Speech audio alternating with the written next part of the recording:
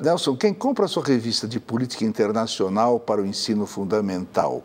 A escola, os professores ou os alunos? Não, primeiro é para o ensino médio, não é para o ensino fundamental. Não é? Fundamentalmente, é um jornal chamado Mundo, Geografia e Política Internacional. Justamente esses professores, quem define mesmo são os professores, não são os alunos, ou os coordenadores, ou até a direção da escola. Tem muitos casos, né? Mas eles compram para manter atualizados. Por quê? Porque os livros, entre o momento em que você entrega os originais e o momento em que ele é publicado, dependendo das editoras, demora alguma coisa em torno de 6 meses a 1 ano. E eles já surgem desatualizados. Então aproveite e explique a todos, de um jeito que ninguém explicou ainda, o que está acontecendo hoje nos países árabes. Eu acredito que é um grande quebra-cabeças, em que você tem algumas peças que são peças do passado, por exemplo, a presença árabe, a presença otomana, até a presença do colonialismo, e coisas que aconteceram ao longo do tempo, dos últimos 50 anos. Então, nem sempre dos últimos 50 anos para cá, as peças do quebra-cabeça são possíveis de montar, né? Porque são muitas variáveis. E juntando-se coisas muito amplas, com coisas muito específicas, acaba às vezes sendo muito difícil fazer a análise correta, ou pelo menos aparentemente correta, dos fenômenos que estão lá acontecendo. Você acredita que são movimentos ao mesmo tempo espontâneos e simultâneos? São. Eu tenho essa sensação. Inclusive, a que países tudo que está acontecendo mais interessa?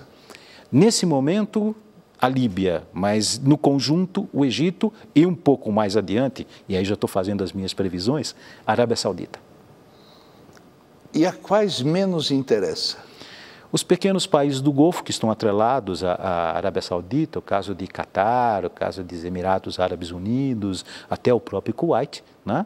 E outros que são, como eu disse, de extrema importância. Israel está preparado para um novo Oriente Médio? Do ponto de vista militar, sim. Do ponto de vista, vamos dizer assim, das relações... Do ponto de vista militar, ele está muito superior. Muito superior, muito superior. Então, ele pode estar preparado para isso. Agora, do ponto de vista do que pensa a população, não está preparado. Não. Essa é a sensação que eu tenho. Estados Unidos e Europa estão preparados? A própria oscilação dos Estados Unidos e da Europa nessa crise, especificamente no caso da Líbia, se põe uma zona de exclusão aérea ou não, mostra claramente que eles não têm certeza do que deve ser feito, até porque existe, eu diria assim, rabo preso, tanto dos Estados Unidos quanto da Europa, em relação aos países que estão sofrendo essas revoltas. No Egito, caiu o ditador, mas não os generais da ditadura. Virão mudanças essenciais. Por exemplo, eu quando jovem também, eu estava no Egito, eu me lembro do enterro do Nasser. Meu Deus, eu nunca vi nada mais enlouquecedor de um país apaixonado pelo seu país e pelo seu ditador. E o Mubarak ficou 30 e tantos anos, né? Bom, responda. Olha, a gente no Egito tem que pegar 3 momentos diferenciados ligados a 3 homens diferenciados, pelo menos até agora. Um lado, Nasser. Você bem explicou o sentimento egípcio em relação àquele que foi seu grande líder. Depois nós tivemos, durante um período um pouco menor, um sucessor do Nasser, que foi Anwar el-Sadat, que acabou sendo morto num atentado feito dentro do próprio Egito. Depois nós tivemos esse longo período do Mubarak. Mas o Sadat já era mal falado, não era? Já era mal falado, especialmente quando fez o acordo com Israel, os acordos de Camp David. Mas esses 3 aí, que vem o cerne da sua pergunta, todos eles estavam ligados às Forças Armadas. Então, o Egito, as Forças Armadas são o principal elo. Assim, eu diria que existe até um paralelo com o que acontece na Turquia. Você vê que o exército turco ele é fundamental para a manutenção da estabilidade no país. E um dado importante, lá também nós tínhamos um militar que passou a ser a referência, Mustafa Kemal Atatürk. Quem vai à Turquia, a Turquia não faz parte da União Europeia, tem a lira turca. Todas as moedas, todas as cédulas têm esfinge de uma pessoa que morreu em 1938. Na Líbia, o Ocidente abandona Gaddafi e apoia a oposição. Seria assim se o país fosse a Arábia Saudita, por exemplo? Na Arábia Saudita eu tenho a impressão que não aconteceria algo como aconteceu na Líbia. A Arábia Saudita tem as maiores reservas de petróleo do mundo, é o maior exportador de petróleo do mundo. O grande medo do Ocidente é que essas revoltas se espalhem para a Arábia Saudita. Então, neste momento, a sensação que eu tenho, a Arábia Saudita está blindada desse tipo de problema, mas isso não quer dizer que vai continuar assim durante todo sempre. Os rebeldes são rebeldes só quando vencidos. Quando vencem, eles deixam de ser rebeldes? Quase sempre sim. É duro levar adiante quando você passa de estilingue a vidraça. Isso é bom ou mal? Para as pessoas pragmáticas, acho que não é lá das melhores coisas, mas eu não saberia te responder essencialmente isso. Eu acho que deveria ser rebelde sempre, mas a impressão que eu tenho é que nem sempre isso é possível. Como é que você diz que não sabe responder? Deixa de ser provocador, está respondendo tudo.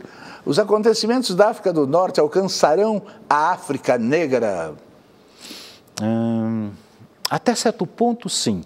Porque a gente pode pensar que talvez o primeiro estágio de uma revolta árabe tenha acontecido num país árabe que não é totalmente árabe, ao sul do Egito, o Sudão. Não sei se todo mundo sabe, mas a partir de junho nós teremos um novo país na África, chama-se Sudão do Sul. É a primeira divisão. Esse é um caso muito sério, porque desde a independência, do processo de descolonização da África, uma regra de ouro foi mantida. E qual era? Não mudar as fronteiras herdadas do colonialismo. Aqui está sendo o momento da mudança de uma fronteira que tinha sido estabelecida pelo colonialismo. Coisas do colonialismo. Explorar, organizar e mandar. Isso acabou ou continua? Não, continua, sim, continua.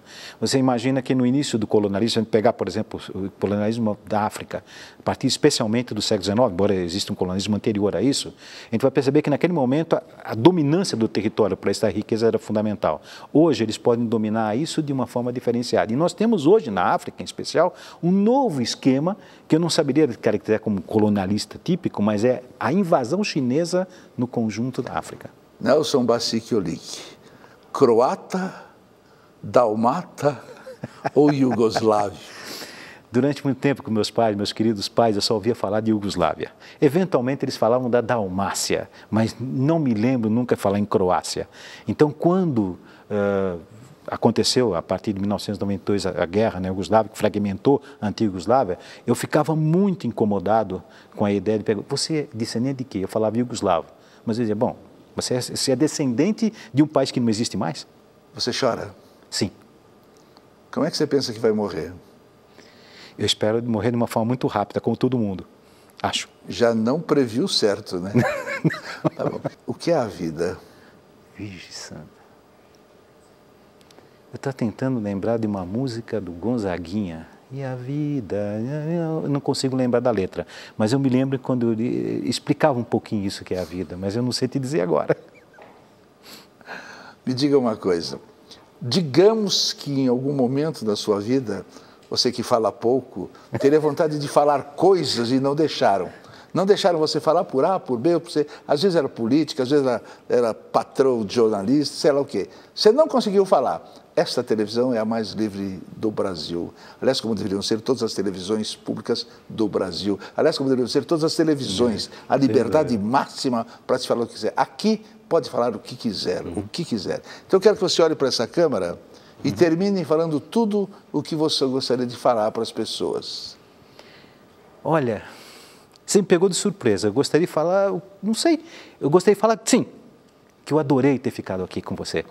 Eu imaginava, estava até com um pouco de receio, mas eu adorei. As perguntas que você fez me deixaram muito não é programa da Hebe isso aqui. Dá um abraço aqui, que é a coisa mais falsa do programa. A única coisa falsa é este abraço. Sorria, só vai sair nos jornais quando você morrer ou eu, porque não sai nunca.